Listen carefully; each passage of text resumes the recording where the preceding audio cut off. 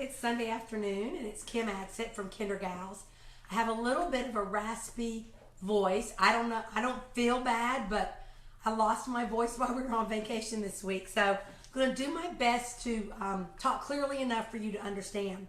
But today what we're going to do is I'm going to show you some activities to do with Unifix cubes. One thing I know is that every classroom has Unifix cubes. If you don't, look in the closets at your school, because I promise you there are Unifix cubes in every school.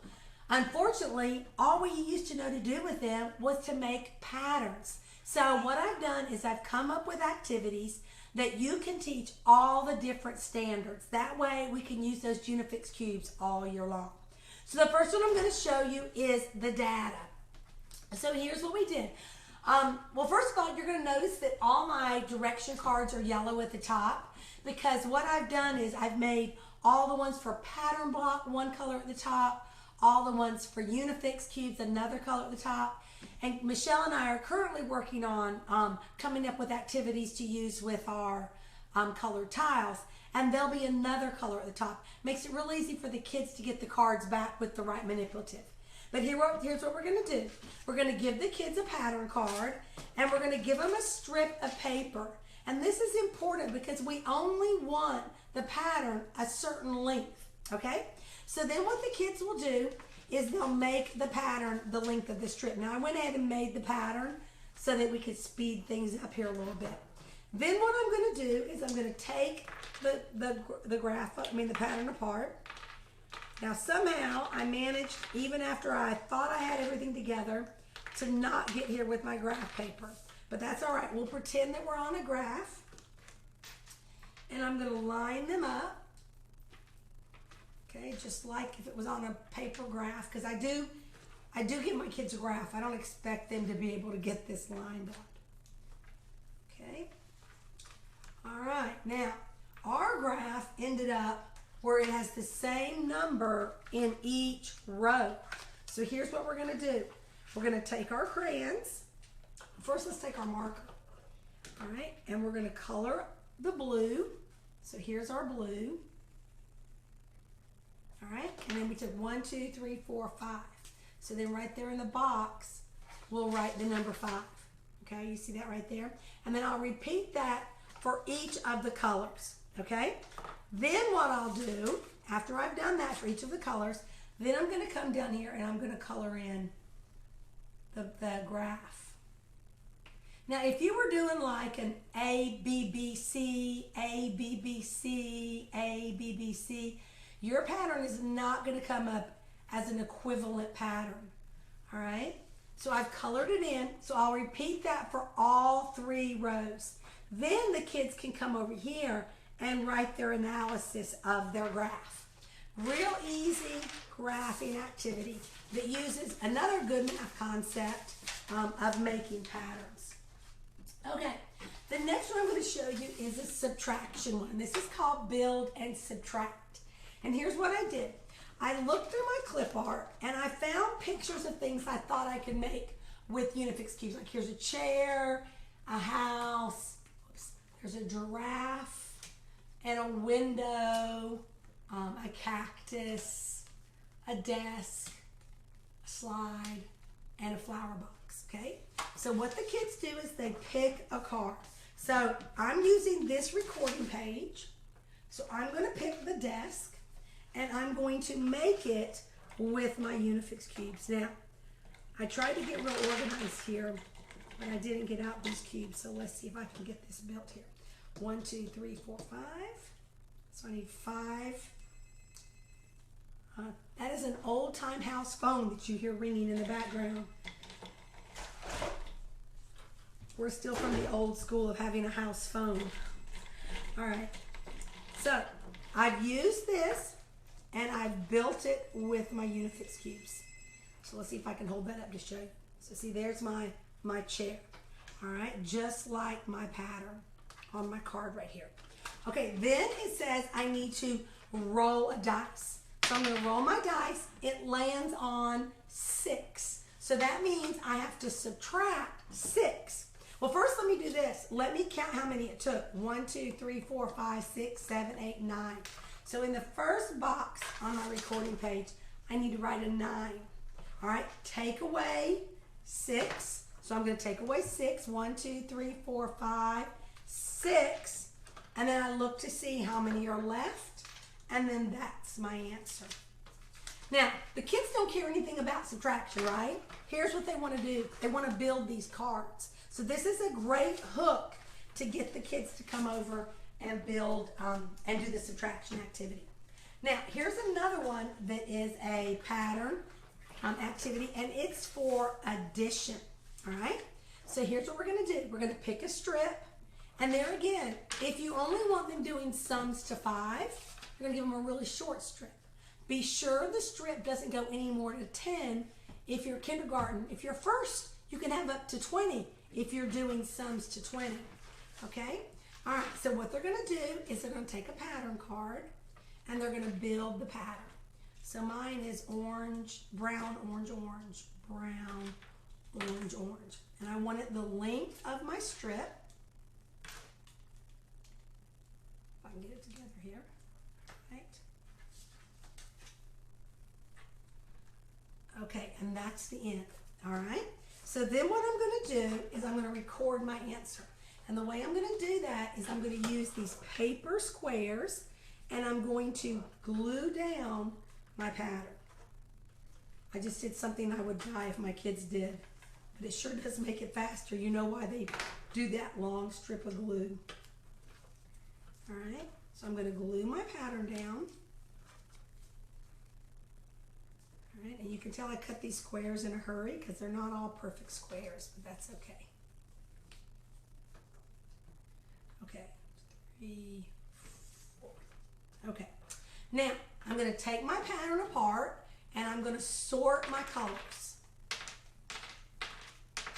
All right, sort my colors. And then I see that it took me 6 orange, so I'll write 6 orange and 3 brown equals 9. Now if I cut my squares a little bit shorter, you'd have been able to see that, but 6 plus 3 equals 9, all right?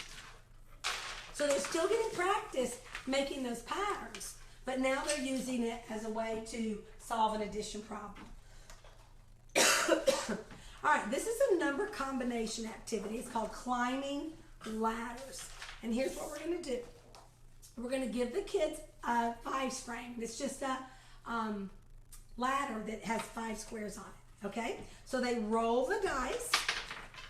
Now, if it lands on 6, you can just tell kids roll again, or you can put a dot on there to cover that up so they have to roll again. All right, so it landed on 5. So I'm going to put in 5. All right, then I come to my recording page and I've got to color it in. So I'm coloring in 5 orange. So it took me 5 orange and 0 black because I don't need any more to make 5. Now if I'd landed on 4, then I would have had to come back and put in 1 black so that now I have 4 orange. So I would have colored that one 4 orange and 1 black. Now, guys, yeah, you can do these without a recording page. I do them with a recording page when I put them as a half to center because I want evidence of their work. I want to know that they did it, and it's an easy way if they have a recording page where they have to record their thinking. Okay, now on to shapes. Okay, so here's what they're going to do. On the recording page, it has the different shapes. The kids pick which one they want to make, all right? They make the shape, then they count the cubes. Now, this is for counting sums, you know, above 10. So this is for counting higher numbers. So then what the kids do is they take the cubes and they go all the way around the edge of the shape, okay? Now, it doesn't matter if it's perfect. All right, but they're making the shape. All right, once they get all the way around, let's say we counted it and it took us 28, then right here, we would write our number 28. Now, you could have them do this, 10 of one color, 10 of another color, then a third color, and then they would have 2 10s and 8 1s. If you're doing first grade, that would be a great activity for you to be doing right now. Okay? I'm hoping you're understanding me. My voice is giving out on me. Okay, now sometimes I want to have activities that I can put as what I call my can-dos. In other words, here's some things you can do. And this is such a fun, easy one because especially your little girls will love this. What I did was I made a set of cards that have a Unifix cube on them. Turn those face down. All right, so here's what they're gonna do. Roll a dice and pick a card. So we roll the dice, landed on 6. I turn over a card. I've got this maroon color. All right, that means I'm gonna take my necklace and I'm going to put on 6. 1, 2, 3, 4, 5, 6. Now here's what's cool. After the kids have made their necklace, they can lay it down and they can subbatize by counting, by saying their sets. So that'd be 1, 2, 3, 4, 2, 6. You see what I'm saying? 1 red, 2 burgundy, 3 orange, 4 blue, 2 green, 6 burgundy. See that they can say how many there are without having to count them. Very easy activity. We don't want to make these complicated because if they're complicated, then they can't do them by themselves. Okay, one more. This one is for measurement. Clear off my table here. And here's what we're going to do. They're going to play this one with a partner. Each partner gets 10 cubes, okay? They put the cubes behind their back. So I put them behind my back like this. And then we say together, 1, 2, 3, break. We bring out part of our cubes. So I would lay mine here, and let's say my partner broke hers, and hers landed right there. All right, now, what we have to do is we have to compare for whose ice cream is taller or shorter, okay? Now, this is a non-standard measurement we're using to measure, which is taller or shorter. Whoever is shorter spins the spinner. Now, I showed y'all how to make these spinners one time before, but basically, here's what it is. There is a pony bead, a brad, and a paper clip. This makes it where when you hit the brad, the paper clip, if it's not bent, actually does spin around. Now, it landed on taller, so that meant the person that had taller, that would have been me, gets to take all the cubes. Then we play it again. 1, 2, 3, break. Here's mine. She says 1, 2, 3, break.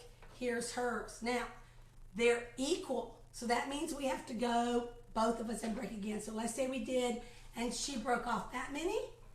Hers is shorter, so she spins again. This time it lands on shorter, so she gets all the cubes. Now, they can keep playing until one person has all the cubes. When one person has all the cubes, they lay it down. The person with no cubes spins. If it lands on taller, then I would be the winner. If it lands on shorter, then my partner would be the winner. I hope this is giving you some ideas of some different things you can do with your Unifix cubes. I'm working on a blog post right now. It'll be up tomorrow when you get home from school that has all these ideas typed out for you. So in case you're more of a, I need to read it to understand it, that'll be there for you. Also, be sure you hit the share button. That's the easiest way for us to share this and have lots of our teacher friends see it. The more we share it, the more people that get to see it. Y'all have a great week, and I'll see you Wednesday. Wednesday, I'm going to do a Facebook Live on how to get kids talking to partners about books. So I'll see you then. What's that? Time. Oh, I'm not sure of the time. I'll post it on my Facebook. I've got to see what my training schedule is this week with my trainer. And then once I figure that out, I'll know what time. Okay? Y'all have a great Sunday evening, and I'll see you later. Bye.